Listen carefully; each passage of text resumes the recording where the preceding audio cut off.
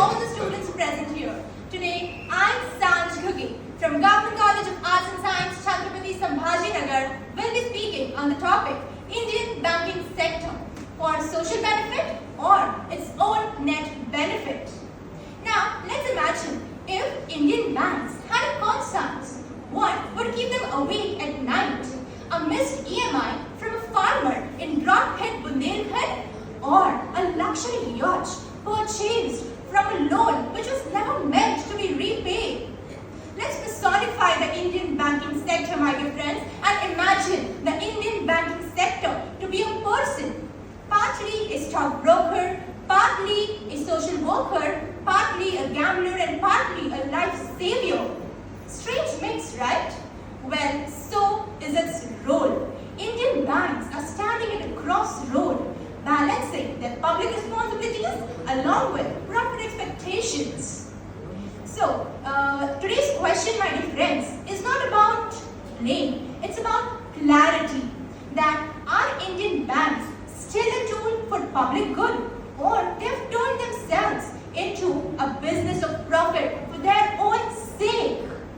In 1969, my dear friends, 14 Indian banks were nationalized with the main motive to work at grassroots level and to inculcate the habit of banking, savings and investment among the people of India.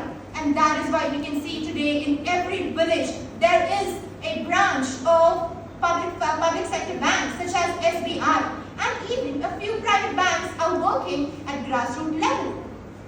Now, let's start from the good, the public benefit side.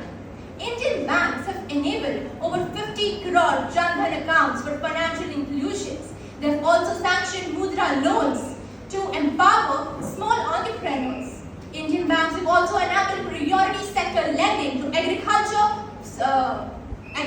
weaker sections of the society and education sector. Indian banks have also enabled the digital banking via UPI and mobile services. And that's why we can see that today in digital banking has reached villages which were once untouched by formal finance. When a woman in rural Bihar receives subsidies straight into her account, or a small trader in Assam gets a startup loan. Now this is real and measurable social impact. In the wake of sustainable development, my dear friends, Indian banks are moving towards more nature-friendly and sustainable banking practices, such as paperless banking, green GDP, green economy, and so on. And this symbolizes the far-sightedness of the Indian banks. Indian banks have created a cushion-like buffer zone for the Indian economy that protects us from every turbulent currents of world crisis. May it be the European crisis of 2008 or Southeast Asian crisis of 1997, Indian banks have sailed through the turbulent currents. And all thanks goes to the Indian banking sector. The $4.3 trillion Indian economy today stands on a very strong foundation laid by the Indian banking sector. But there's also another side to the story, the net benefit side.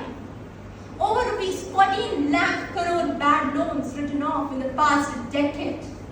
Massive defaults by corporates being listed as NPAs, non-performing assets, while the small borrowers like farmers, small traders and small businessmen face strict recovery, pushing them and their families into a state of suicide. Willful defaulters are living abroad in comfort, while banks quietly cleaning up the mess. Now these aren't rare mistakes, my dear friends, but they reflect our system where power influences lending. There was a Chinese philosopher who once said, if you're planning for 1 year, plant rice. If you're planning for 10 years, plant trees. And if you're planning for 100 years, plant men. Invest in the people, invest in society, invest in infrastructure. And this is exactly what Indian banks are doing. Now, all this that we just discussed is not corruption, my dear friends. Rather, it is contradiction. On one hand, banks are businesses, while on the other hand, banks are also public institutions, they need to manage their public responsibilities along with profit expectations.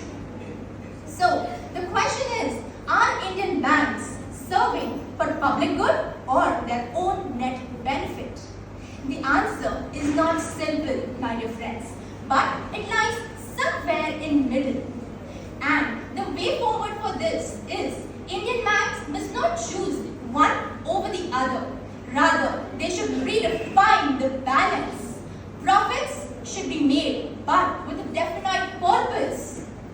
There should be growth with accountability. Lending must follow ethics and not just analytics. Then only then will it be a win-win situation for both banks as well as the public and society. So in the end, I would like to ask all of you that what do you think? Who the banks truly serve? The public or for their own net benefits? And we, being the citizens of India, have every right to question who the banks truly serve, the public or the powerful people.